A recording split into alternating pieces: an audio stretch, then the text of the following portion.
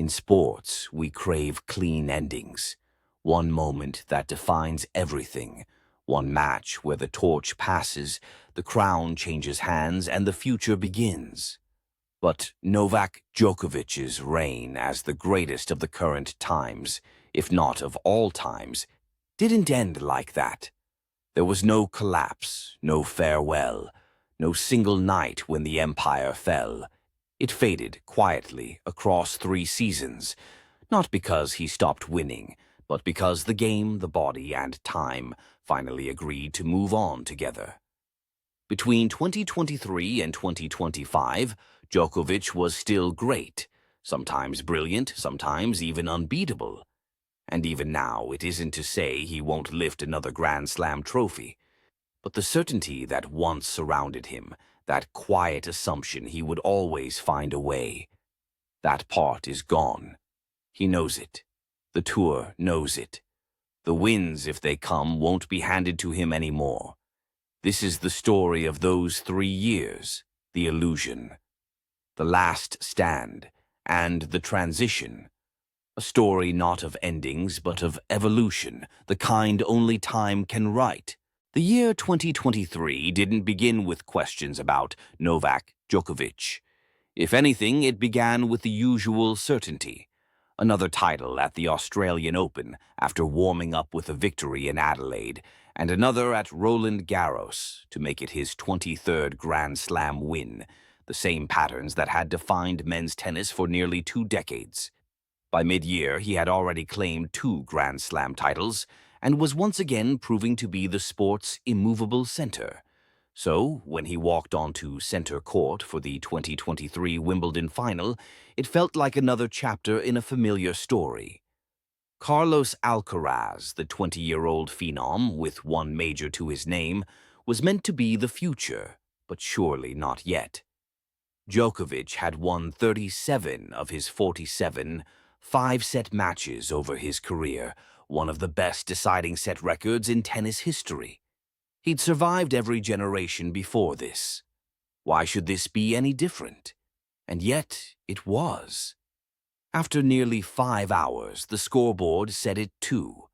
Alcaraz in 5 sets, his 2nd Grand Slam title, the crowd erupting at what looked like a generational handover. But the illusion didn't last long.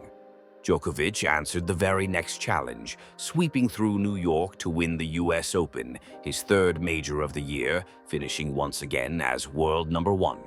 He had reached all 4 Grand Slam finals in 2023, a year that began with dominance, flirted with a slight doubt, and ended in total control. If there was supposed to be a storm, it missed him entirely. The winds of change had gathered, but Djokovic walked through them untouched. The illusion wasn't that he was fading. It was that there were others who were ready. If 23 had been the year Novak Djokovic defied time, 2024 was the one where time started whispering back. The season began in Melbourne, a place long synonymous with his dominance. 10 Australian Open titles, 91 career wins there.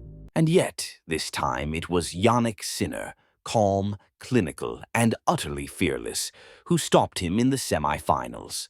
It was the first real crack in a fortress that had held for over a decade.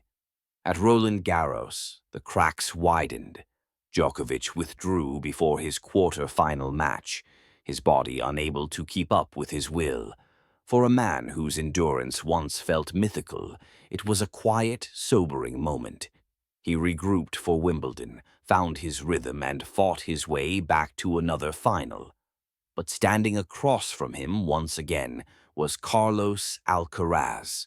Sharper now, more confident, and perhaps no longer the apprentice. Alcaraz beat him again, and this time it didn't feel like an upset. It felt like something had shifted. Still, Djokovic had one more masterpiece to deliver. At the Paris Olympics, he finally won the gold medal that had eluded him his entire career, the missing piece in an otherwise complete legacy. It was redemption, defiance, and fulfillment rolled into one. But just weeks later, at the US Open, He lost in the third round to Alexei Popyrin, his earliest exit at a slam in 6 years. It was a reminder that while greatness still lingered, it no longer guaranteed survival. By the end of 2024, Djokovic had gone a full season without a Grand Slam title, the first time since 2017, only the second in 13 years. And yet, for his fans, hope remained untouched. He was still world number one for stretches, still the Olympic singles gold medalist, and for the first time free from the shadow of Federer and Nadal, both now retired. If there was ever a man who could find one more miracle, it was him. And that belief, that flicker of faith, was how 2024 ended. By 2025, Novak Djokovic was no longer chasing anyone, and for that matter, no one was chasing him. He stood alone at the summit of tennis history, his records untouched, his legacy beyond question. But for the first time in nearly 20 years, the rhythm had changed. The inevitability had gone missing. This was the season when the numbers finally began to show what the eyes had only hinted at. Yes, he reached the semifinals at all 4 Grand Slams, an achievement most players would trade their careers for, but the aura that once shielded him began to flicker. If losing to Alcaraz and Sinner wasn't enough, Djokovic also fell to a wide range of opponents: the 295th-ranked Riley Opelka, Alexander Zverev, Matteo Berrettini, Botis van de Zandschulp, Jakub Mensik, Alejandro Tabilo, Matteo Arnaldi, Karen Khachanov, and the 204th-ranked Valentin Vacherot. And he lost 3 matches in a row on 2 separate occasions, thrice if you also count his defeats at the Six Kings Slam. By the time he arrived at the ATP Finals, he had suffered 14 losses for the year, his highest single-season total since 2010. And yet, none of that felt like decline. It felt like a reminder that time catches everyone, even the ones who once seemed immune.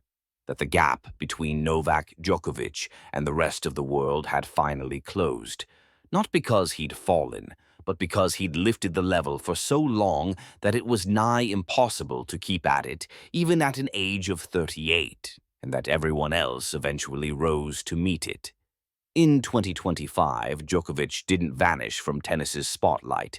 He simply started sharing it. The sport was moving forward, but it was still walking on a road he built. He hadn't lost his greatness. He had redefined what greatness looks like when the world finally caught up. If there's one thing Novak Djokovic has taught tennis, it's that eras don't end. They evolve. Between 2023 and 2025, his story stopped being about domination and started being about endurance. The records were already written. What remained was the response, how a man who had done everything would handle the slow, inevitable hum of time. He handled it like only Djokovic could, with grace in defeat and honesty in reflection. After losing to Valentin Vacherot in Shanghai, he simply told the 204th-ranked Monegasque, "You deserve it. You played unbelievable. Keep it going." No excuses, no frustration, just respect. When Jannik Sinner apologized for beating him at the 2025 Wimbledon, Djokovic smiled and said, "There's nothing to apologize for from his side." He knew the game was turning, and he accepted it with dignity. Over the last few seasons, Djokovic has been open about the challenge of facing the sport's new elite. He admitted, "It will be very difficult for me in the future to overcome the hurdle of Sinner and Alcaraz in the best of 5 on the Grand Slams. I think I have a better chance best of 3, but best of 5, it's tough." And in another interview, he was even more direct. "My age makes it very difficult to win Grand Slams." He's never shied away from truth. "It's just age, the wear and tear of the body," he said. "I have to play Sinner or Alcaraz. These guys are fit, young, sharp. I feel like I'm going into the match with the tank half empty." Even in self-assessment, he stays self-aware. Speaking of his 2025 performances, he said, "I lost 3 out of 4 slams in semis against these guys. They're just too good." It isn't bitterness, it's admiration. These are not the words of a man defeated. They are those of one who understands what it means to have carried a sport for 20 years and to finally see it grow beyond him. Because while others measured him by the trophies he lifted, Djokovic reminded everyone that legacy isn't only built on victories. It's built on longevity, relevance, and the grace to know when the future has arrived. At the time of recording this, he is still playing. He still trains like a contender, still competes like a believer. Maybe there's another slam in him. Maybe not. But the fact that it's even possible, at 38 against a new generation he helped inspire, is ample proof of his greatness. The illusion, the last stand, the transition. 3 years that didn't mark the fall of a champion, but the quiet rewriting of what greatness looks like, when even time can't take away respect. For 20 years, Novak Djokovic was tennis's constant, the still point in a sport that never stopped moving. Between 2023 and 2025, that movement finally caught up with him. Not in a single loss, not in a farewell speech, not in one moment that said it was over, but in the quiet realization that time had simply found new faces to challenge him. He didn't fight it.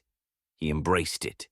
He watched the likes of Alcaraz, Sinner, and Mensik, players who had grown up watching him, now bold enough to try and beat him, and each time he greeted them not with anger but with admiration, because he knew this was what legacy really looked like, to see your reflection in the players who once studied you, to lose to the future you helped create. Maybe he wins again, maybe he doesn't. But every time Alcaraz stares down a breakpoint, or Sinner fights for one more rally, or a teenager like Fonseca steps onto a big stage without fear, there's a trace of Djokovic in that courage. Some reigns end with noise, his will fade with grace, and leave behind a standard that tennis may never see again.